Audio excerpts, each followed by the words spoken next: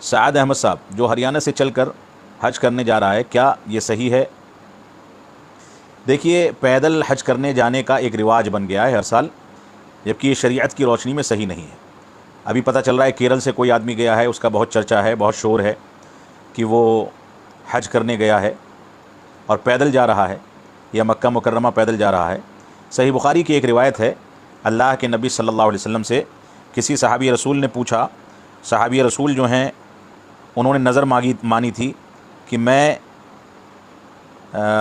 پیدل حج کے لیے جاؤں گا، جیسا کہ باب من نظر المشی الی الکعبہ، ایسے شخص کا بیان صحیح بخاری کا باب ہے کہ جو یہ نظر مانتا ہے کہ میں کعبہ تک یعنی مکہ مکرمہ تک پیدل جاؤں گا۔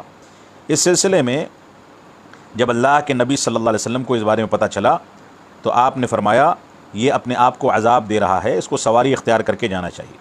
حج کے وجوب کے لیے جو شرط ہے استطاعت، اس استطاعت میں موجودہ دور کی سواریاں جس سے آدمی مکہ مکرمہ تک پہنچتا ہے اس کا خرچ بھی شامل ہے۔ اگر انسان کے پاس ان وسائل کا خرچ موجود ہے تبھی اس کے اوپر حج واجب ہوگا۔ اگر کوئی آدمی اس کا خرچ برداشت نہیں کر سکتا ہے اور پیدل جانے پر مجبور ہے تو اصلاً تو اس پر حج واجب ہی نہیں ہے۔ اور دوسری صحیح بات یہ ہے کہ اللہ رب العالمین نے اس چیز کا مکلف کسی آدمی کو نہیں بنایا، جیسا کہ یہاں پر رسول اکرم صلی اللہ علیہ وسلم نے جب دیکھا، انس رضی اللہ عنہ کی حدیث ہے کہ اللہ کے نبی صلی اللہ علیہ وسلم نے ایک آدمی کو دیکھا جو بوڑھا آدمی تھا، وہ دو اپنے بچوں کے کندھے پر سہارا لے کر کے پیدل مکہ کی طرف جا رہا تھا۔ تو اللہ کے نبی صلی اللہ علیہ وسلم نے فرمایا کہ اس کو کیا ہوا ہے؟ تو لوگوں نے فرمایا کہ اس نے نظر مانی ہے کہ یہ مکہ مکرمہ پیدل سفر کرے گا۔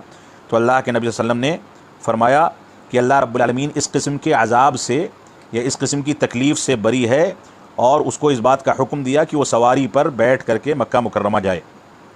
یہ اور اس طرح کی دوسری بعض روایات ہیں جس میں پیدل جانے یا اس طرح کی نظر ماننے سے اسلام نے ہم کو روکا ہے۔ لہٰذا جو لوگ پیدل چل کر کے مکہ مکرمہ جاتے ہیں اس میں ریاکاری کا امکان بھی ہے، سوشل میڈیا پر ان کا خوب واویلا ہوتا ہے، خوب شور مچتا ہے۔ دوسری بات یہ ہے کہ شریعت نے اس قسم کی تکلیف اٹھانے سے عبادت کے لیے روکا ہے۔